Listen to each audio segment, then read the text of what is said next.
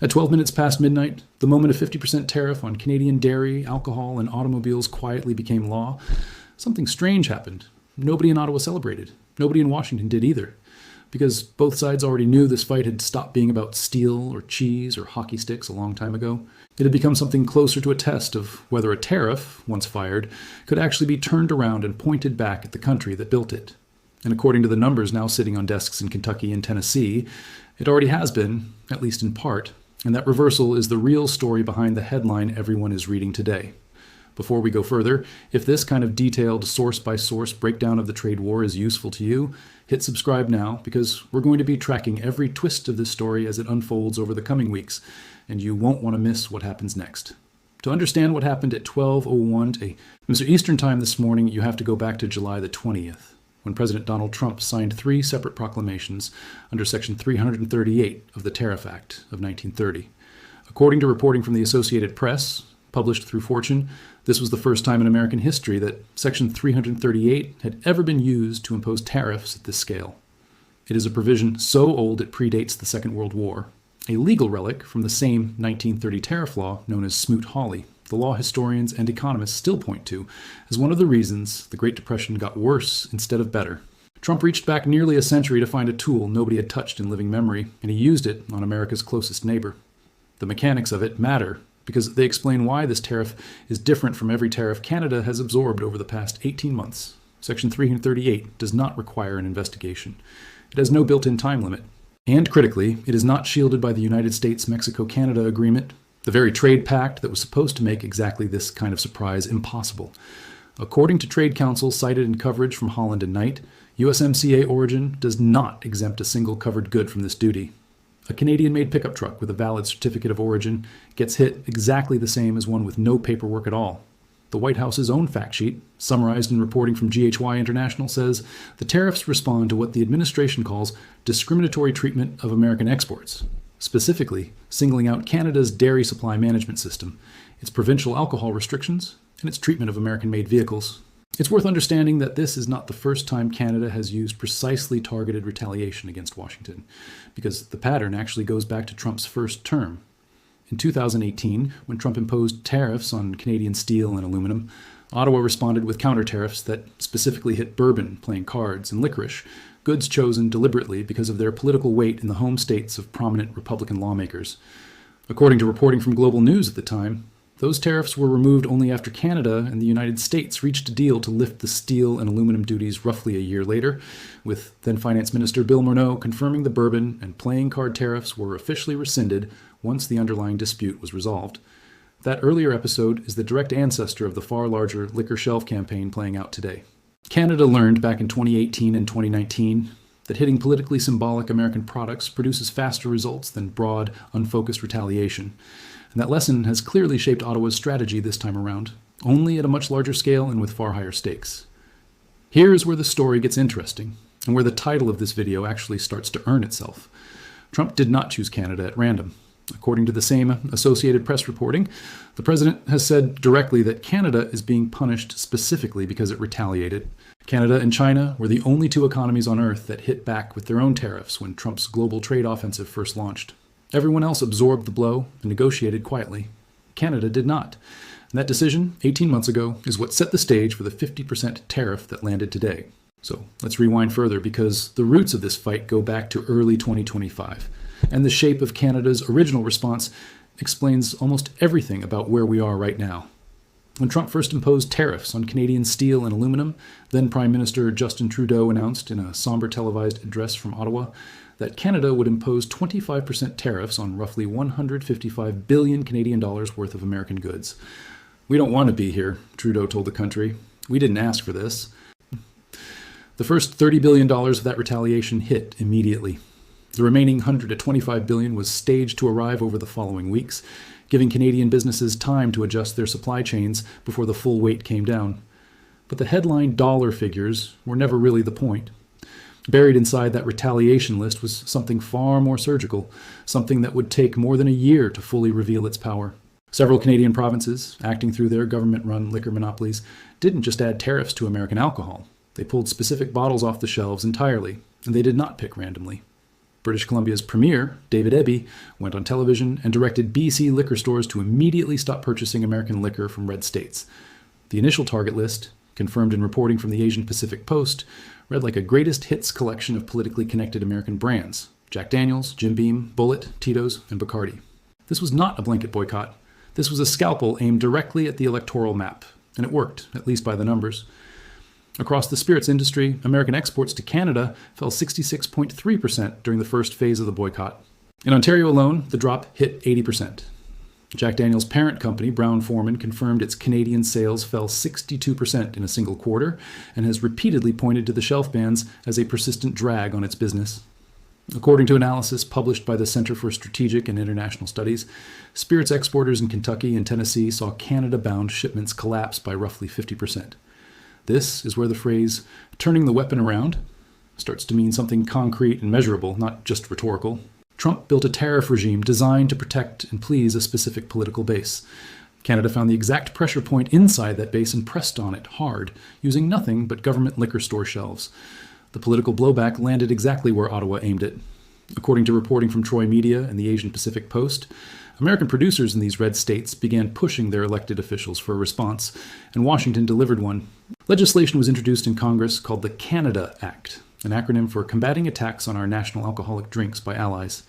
If passed, it would direct the United States Trade Representative to formally investigate any Canadian province still excluding American alcohol from its distribution system, with the explicit threat of retaliatory action if the practice is found discriminatory. Think about what that means for a moment. A trade weapon Trump built to pressure Canada had generated a political weapon inside the United States Congress, aimed at defending an industry that Canada's retaliation had bruised. The tariff war had started to fight itself.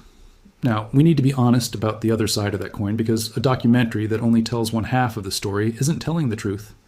The CSIS analysis is careful to note that while the boycott devastated producer revenue, researchers found no detectable employment effect in the distillery counties themselves, because spirits production is capital intensive and the shock landed on company balance sheets rather than on factory floors. The pain was real, but it was concentrated, not catastrophic, and Canada's own alcohol industry has faced criticism for how the boycott was managed. A political analyst writing for BNN Bloomberg, Sharon Kaur, argued the boycott was always meant to be a tactical lever rather than a permanent policy, and that, as of this month, Ottawa has been quietly weighing whether to trade that leverage away in exchange for tariff relief ahead of today's deadline. Eby, for his part, has refused. Not a chance in hell, he reportedly told reporters when asked whether American alcohol would return to British Columbia's shelves, a position CSIS analysis describes as central to preserving federal unity, since multiple provinces have used the ban as a point of shared national resolve. That resolve has a bigger, stranger backdrop, and it involves the Supreme Court of the United States. On February 20th of this year, in a 6-3 ruling described in detail by SCOTUS blog and confirmed by the Congressional Research Service, the Supreme Court held that the International Emergency Economic Powers Act does not authorize a president to impose tariffs at all. Chief Justice John Roberts wrote the majority opinion, and the ruling struck down the entire architecture of tariffs Trump had built the previous year, including the so-called Liberation Day tariffs applied to nearly every country on Earth, and the fentanyl-related tariffs that had specifically targeted 35% of certain Canadian goods. According to analysis from the Tax Foundation, those invalidated tariffs had already raised more than $160 billion for the federal government, and the ruling opened the door to as much as $175 billion in refunds, according to projections from the Penn-Wharton budget model. This is the piece of the puzzle that makes the timing of Section 338 make sense. The Supreme Court had just taken Trump's primary tariff weapon off the table entirely. Rather than accept defeat, the administration went digging through nearly a century of trade law and pulled out a statute nobody had used since the 1940s. Section 338 survived precisely because it was never designed for broad economic warfare against the whole world. It was designed as a narrow, discriminatory practices tool, obscure enough that the Supreme Court's February ruling never touched it. In a real sense, Canada's retaliation and the Supreme Court's ruling together forced Washington to reach for a weapon of last resort, and that weapon is now live, as of today. Let's talk about what is actually inside these tariffs, because the scope goes well beyond what most headlines have captured. According to detailed coverage from Cara Globe and the Holland and Knight Trade Advisory, the 50% additional duty covers 3 separate annexes, each tied to a distinct grievance. One annex targets specific Canadian dairy products, tied to Canada's supply management system. the tariff rate quota structure Washington has criticized for years as effectively shutting out American milk, cheese, and butter. A second annex targets alcoholic beverages, a direct answer to the provincial liquor board bans that hit Jack Daniels and its peers so hard. A third annex targets motor vehicles, tied to a long-standing dispute over Canadian regulations. The administration considers discriminatory toward American-made cars and trucks. Notably excluded from the 50% action, energy products, potash, goods already covered under Section 232 tariffs, fish, and critical minerals, a carve-out that traders at GHY International say suggests Washington deliberately avoided hitting the parts of Canadian trade the U.S. actually needs most, particularly critical minerals that reduce American dependence on China. The dollar figures involved are smaller than the headline percentage might suggest, and that detail matters for understanding the strategy behind this move. According to the Associated Press, the tariffs cover roughly $20 billion worth of Canadian goods, which trade analysts estimate accounts for only about 5% of Canada's total exports to the United States. This was never designed to cripple the Canadian economy outright. It was designed as leverage, precise and painful in specific sectors, timed to arrive just as a much bigger negotiation is entering its most sensitive phase. It also lands on top of an older, unresolved wound in the relationship that predates almost everything else in this story: softwood lumber. American producers have argued for decades that Canadian provinces subsidized timber harvested on public land, giving Canadian lumber companies an unfair price advantage in the American housing market. Washington has already imposed separate duties on Canadian softwood tied to that dispute, duties that remain in place regardless of what happens with Section 338. And Canadian negotiators have repeatedly pushed for relief from those softwood duties as part of any broader deal, according to the Associated Press. Layer that unresolved lumber fight on top of the new dairy, alcohol, and auto tariffs, and you start to see why this negotiation is not really about any single sector. It is about a decades-long list of grievances that Washington has decided to address all at once, using the leverage of a 50% tariff deadline to force movement on issues that quiet diplomacy failed to resolve on its own. There's also a bigger structural reason this fight is happening now rather than at some other point in the relationship, and it goes back to the United States-Mexico-Canada agreement itself.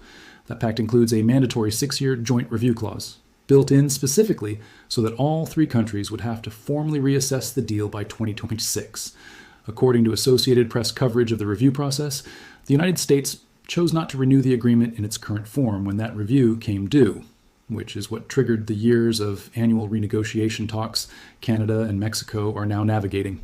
In other words, the 50% tariff hitting Canadian goods this morning did not arrive in a vacuum. It arrived at the exact moment the entire legal foundation of North American trade is already up for renegotiation, which is precisely why analysts like Christopher Gunderman describe the tariffs as leverage for the bigger fight rather than the fight itself. That bigger negotiation is the renegotiation of the United States-Mexico-Canada agreement itself, the very trade pact Trump forced through during his first term. According to Christopher Gunderman, a fellow in the economics program at the Center for Strategic and International Studies, Prime Minister Mark Carney desperately needs that agreement renegotiated and stabilized because you cannot conduct a serious trade renegotiation in the middle of an active trade war. That gives Washington leverage it did not have 18 months ago. Trade lawyer Ryan Majerus, a partner at King and Spalding and a former U.S. trade official, told the Associated Press that Washington is using this moment to push Canada toward buying more American military hardware, including F-35 fighter jets, participating in Trump's Golden Dome missile defense program, and granting the United States broader access to Canadian critical minerals, a resource increasingly important as Washington tries to reduce its dependence on geopolitical rivals for rare earth supply chains. But here is the political trap Carney is walking through, and it is worth sitting with for a moment, because it explains why last night's negotiations were described as intense and delicate rather than close to resolved. According to Daniel Bayland, a political science professor at McGill University in Montreal, Carney's government cannot be seen simply caving to Washington's demands. Making further concessions without securing something meaningful in return would almost certainly trigger a domestic backlash inside Canada, a country where public anger toward the Trump administration has been building for well over a year. Bayland warns that a government seen as folding risks looking weak, which in turn invites even more pressure and bullying from Washington down the road. It is a narrow needle to thread. Carney has to look firm enough to satisfy an angry Canadian public, while flexible enough to actually get a deal that ends the 50% tariff that started ticking at midnight. And the Canadian public genuinely is angry, not in an abstract sense, but in a documented, measurable one. A petition calling for the expulsion of the American ambassador, Pete Hoekstra, a longtime Trump ally, has collected nearly 218,000 signatures since it launched on July 21st, according to the Associated Press. The petition accuses Hoekstra of normalizing Trump's repeated comments about turning Canada into America's 51st state, remarks that have shifted what was once a stable, cooperative alliance into something far more adversarial. Consider the scale of what is actually at stake in this relationship before the tariffs even entered the picture. Nearly 330,000 people crossed the undefended 5,525-mile border between the two countries every single day. Roughly $2 billion worth of goods cross that same border daily. 800,000 Canadian citizens currently live inside the United States. Canadian soldiers fought alongside American troops in Afghanistan after the September 11th attacks. This is not a relationship built on hostility. It is a relationship being actively strained by policy choices made in the last 18 months.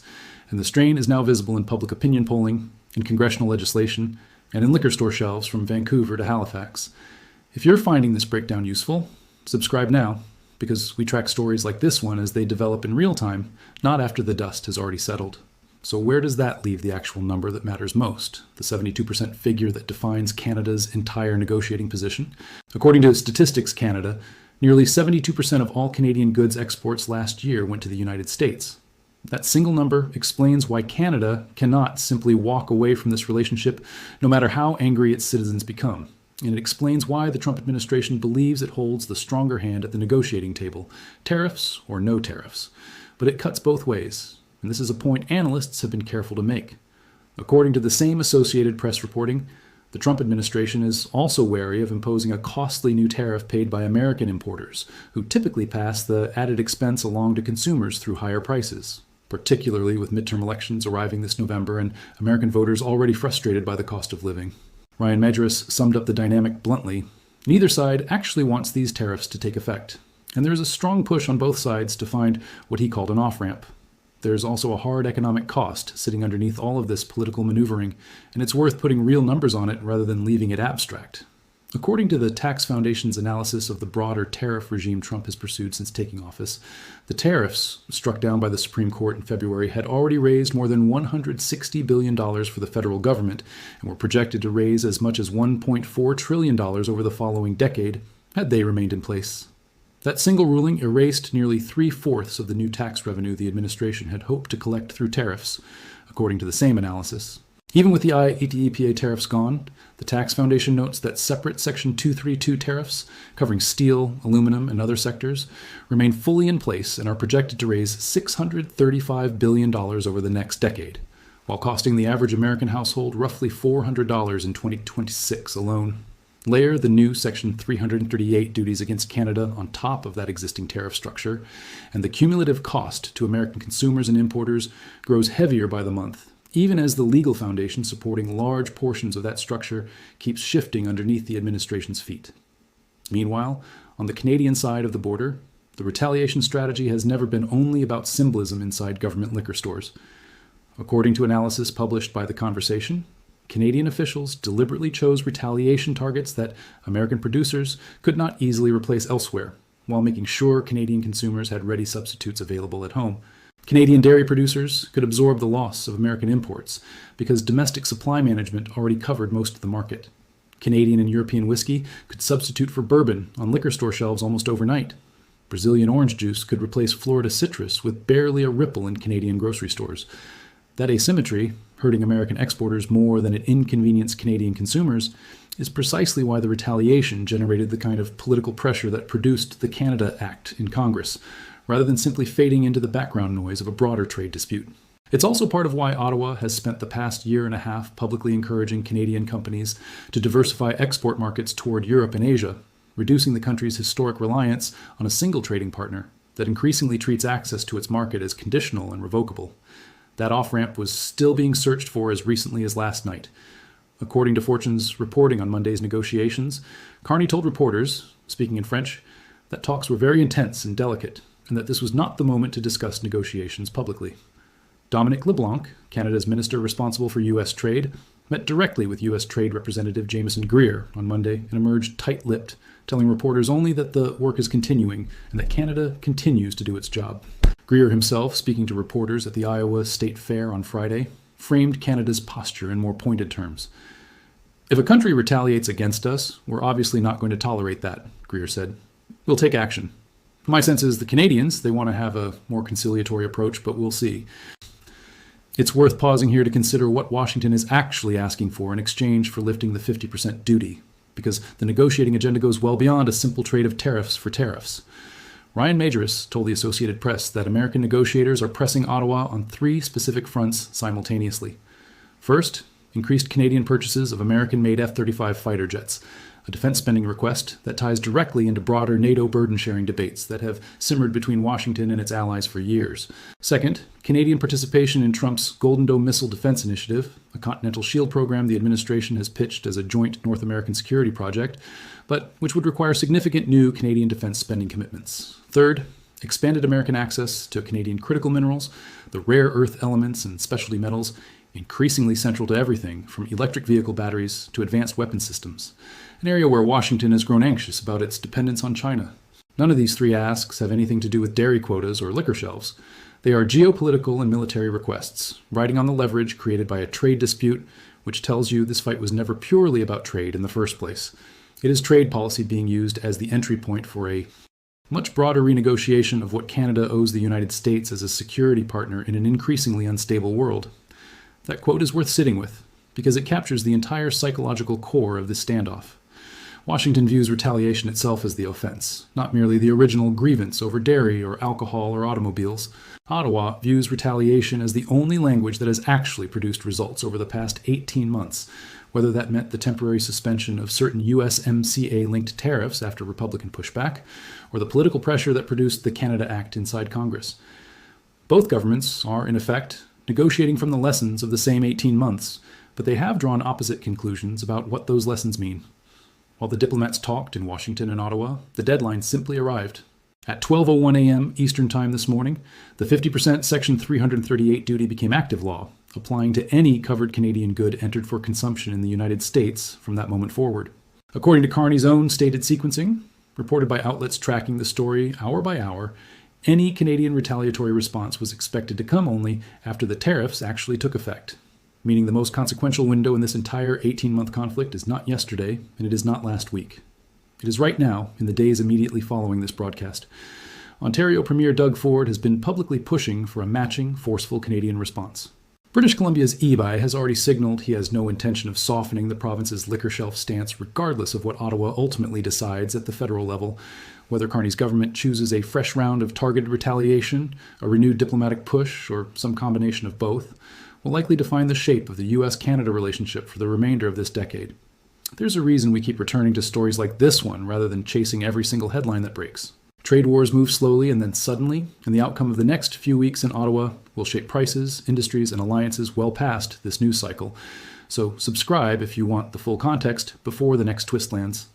It's also worth pausing on what this fight reveals about the tools of modern economic statecraft more broadly, because Canada is not the only country watching closely. The Supreme Court's February ruling did not just affect Canada. It invalidated tariffs the administration had used as leverage in major agreements with other trading partners as well. According to Holland and Knight's analysis, South Korea had publicly committed to roughly $350 billion in U.S.-directed investment, and the European Union had announced a $550 billion commitment across strategic sectors, including military and defense, both negotiated under the shadow of tariffs the Supreme Court later ruled unconstitutional. With the principal source of executive leverage behind those agreements now legally invalid, their long-term durability is genuinely uncertain, even though the administration shows no sign of voluntarily walking them back. In other words, the legal foundation propping up an entire year of American trade diplomacy cracked in February, and Section 338 against Canada is one of the clearest examples yet of Washington searching for a replacement foundation while the ink on that Supreme Court ruling is still fresh. It's also worth noting how this compares to the way other economies have handled the same pressure, because Canada's approach stands out as unusually confrontational among America's trading partners. Recall that Canada and China were the only 2 economies that retaliated directly when Trump's broader tariff offensive first launched. Nearly every other major trading partner, including the European Union, South Korea, and Japan, chose negotiation and concession over retaliation, locking in massive investment commitments rather than matching Washington tariff for tariff. Those countries avoided the kind of targeted political blowback Canada triggered with its liquor shelf campaign, but they also gave up the leverage that blowback appears to have generated. It is a genuine strategic trade-off, and it is too early to say definitively which approach produces a better outcome over the long run, particularly with the Supreme Court's February ruling now throwing the legal durability of those other countries' concessions into question as well.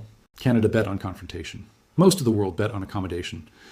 Today's 50% tariff, and whatever Ottawa decides to do in response over the coming days, will be one of the clearest real-world tests yet of which bet actually pays off. Let's be precise about what has and has not actually happened, because clarity matters more than drama here. It is verified through Associated Press, Bloomberg, and multiple trade law firms tracking the proclamations directly that the 50% Section 338 tariffs on Canadian dairy, alcohol, and motor vehicles took effect at 12:01 a.m. Eastern Time today, August 19th, 2026. It is verified that this marks the first use of Section 338 for a tariff action of this scale in American history.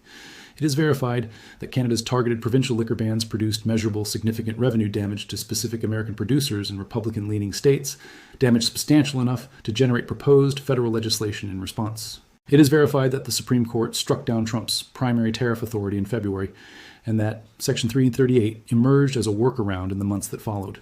What remains unverified, as of this recording, is whether Canada will retaliate again, and if so, how. Prime Minister Carney has not announced a retaliatory package as of this writing. The negotiations described as intense and delicate were still underway as recently as last night. Any claim about Canada's next move beyond what Carney and his ministers have stated publicly should be treated as speculation, not fact, until Ottawa confirms it directly. Similarly, while Doug Ford has publicly called for a matching response, and David Eby has ruled out softening British Columbia's liquor shelf position, neither statement constitutes a confirmed federal policy from Ottawa. And provincial premiers do not set national trade policy on their own under the Canadian constitutional system. The final decision rests with Carney's cabinet, and as of this recording, that decision has not been made public.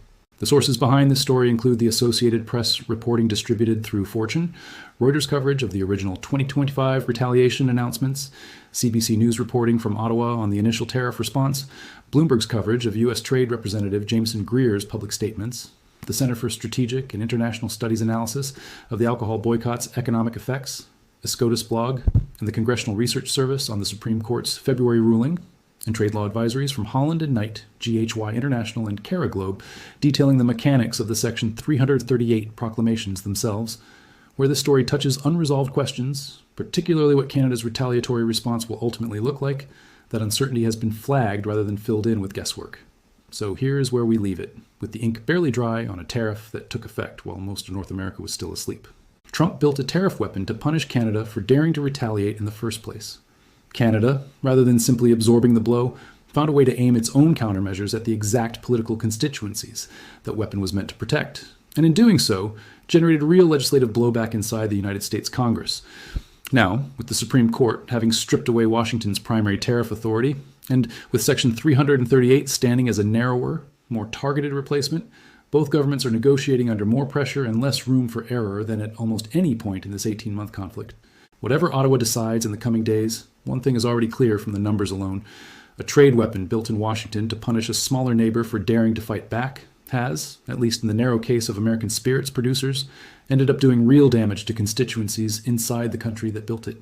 Damage significant enough to reach the floor of the United States Congress. That is not the same as saying Canada has won this fight, because the fight is nowhere near over, and a 50% tariff landing on billions of dollars of Canadian goods this morning is proof enough of that. But it is saying something narrower and more precise, that the assumption underlying so much of modern trade warfare, the idea that the larger economy always simply absorbs less damage than the smaller one, does not hold up cleanly under close examination here. Sometimes the smaller economy finds the one lever that actually hurts and pulls it precisely enough that the bigger economy has to legislate a response of its own. Do you think Canada's targeted retaliation strategy was the right call, or did it ultimately provoke a bigger, more damaging response than it prevented? Let us know what you think in the comments below. Thanks for watching, and we'll see you in the next one.